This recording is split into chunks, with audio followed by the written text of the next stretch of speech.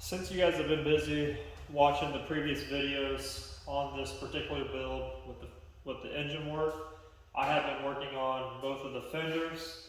I decided to show this part of it, not the bodywork side of it, to the primer, just because it's kind of a unique teaching experience, if you will. Just because this car has graphics on it, and we're going to be trying to not disturb those graphics. So we're going to be doing all the bodywork, all the primer, the painting, and everything, all the way to clear coat, buffing, without ruining these graphics. So it's kind of a little bit of you got to kind of think this through a little bit. So I'm going to run over the things that you're going to need in order to pull something like this off.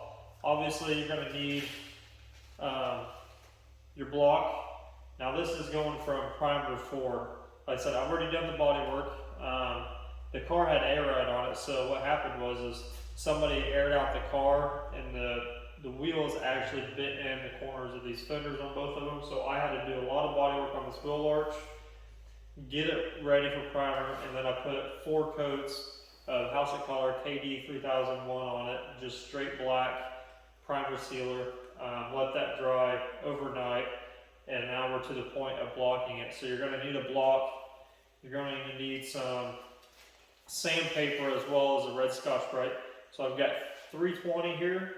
320 is going to be what we start initially on this, and then we're going to work our way up to 400. And then what we're going to do from 400, we're going to use a DA after we block it down to 400, and put that same 400 on this DA and smooth that bodywork out even more. That way we can just seal it, color it, and clear it, and be done with it. No more, no less. The Scotch-Brite's going to be for prepping the rest of the panel. I have already pre-cleaned these panels before I even primered them, so they're already glass clean. They might be a little dusty. And as you can see here, I prep stuff a little bit differently than I would anything else, but since this has graphics on here, I kind of did the opposite of what I usually do. Usually, if I'm painting something, I'll prep the whole panel before I even primer the section that I'm primering. If it's got bodywork or anything like that on it. This piece, since I'm trying to keep the artwork together and have no overspray on it or burn through it or ruin them, I actually didn't prep the whole panel. As you see, they're still clear coated. All I did was prep the section that I needed in primer. And what that's going to do is, I could have got overspray primer up here, and you can kind of feel it. It's probably got a little bit on there. What that's going to do is when I go through and prep all the rest of this panel, it's just going to shave that overspray off of it. It's not going to stick to this. So that's one little bit of a rule or a trick, I guess you will, to keeping certain areas of your panels clean from overspray. And then when I go and paint this and paint this black, there's going to be another trick where I actually mask this off and seal it and paint it and still protect this artwork. So that's the first thing, is if you have something that you're trying to protect on a particular vehicle or motorcycle or anything like that, don't go ahead of yourself and prep the whole panel. Just prep the area you're primering. Let that primer adhere to that certain area. The way you just do that, you just want to finish the area out in 320. It's not really that hard. So that way your primer is going to stick. And then the rest of you just leave pretty much clean, shiny clear without having anything hit it. But now we can actually move forward and actually get this thing fully prepped, primer ready for paint. So the first thing I'm going to do, like I said, I'm going to grab my block and 320, and I'm just going to block these out real quick. They're really small areas, so they're not going to take much time for me to do this.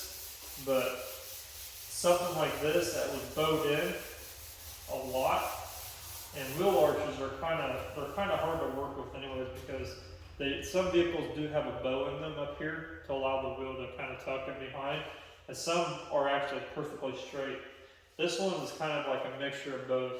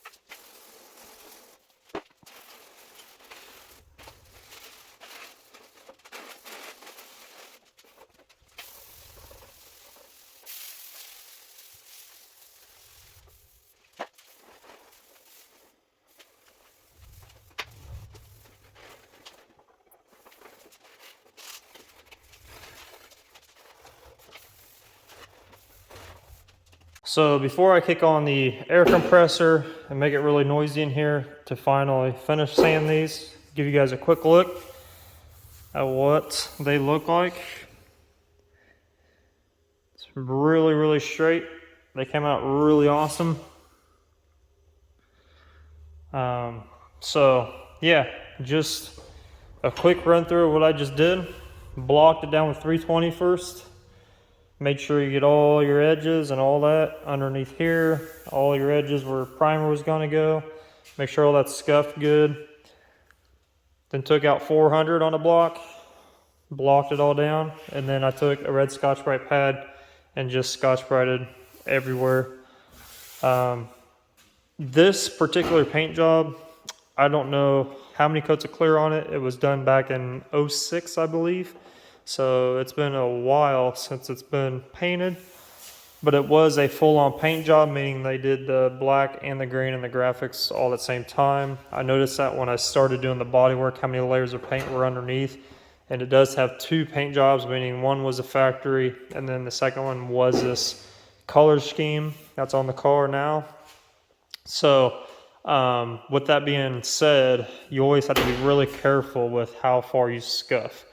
Red Scotch-Brite pads are known to take off a lot of material, so just keep that in mind when you're doing something like this that you did not paint. You don't want to burn through areas you don't want to touch up, so be really mindful of that, but yet you still have to do a good job. So I want to keep the compressor on, blow this stuff off, and then what I'm going to do is I'm going to take that 400 that I used on blocking, and I'm going to sand this down even smoother with the DA. For most of you guys don't know, when you're blocking, you're putting scratches in it one way, you know. Even if you're cross patterning it, you know, cross hatching in X's, you're still putting scratches going one way. So I've always, you know, what you're really supposed to finish this stuff with is a DA. What that does is the dual action sander turns and jitters in a certain way that makes perfectly clean scratch marks, so it gets rid of those one line scratches, which you can see if you don't get rid of them, or if you don't go up high enough and grit, sandpaper, go finer. And then I will actually finish this off with 800, and I'll DA this with 800 as well when I get done doing the panel. So it will go from 320 to 400 all the way to 800. So really it makes the 400 scratches to like 600, if that makes sense. So that is the process that I do on something like this that has graphics. I'm trying to keep relatively small bodywork wise to not cover up anything that doesn't need to be covered up. So the black here is not just straight black. It's a Dodge OEM code PXR. It's Shadow Black Pearl, I think is what the name of it is. It's got a lot of pearl in it. It's got a little bit of aluminum in there as well. So it's not just straight black. So you gotta be really mindful of where I'm gonna be spraying this stuff up. So yeah, that's what I'm gonna do. I'm gonna kick on the air compressor, and then we'll get to sanding this stuff down, cleaned up, ready for paint.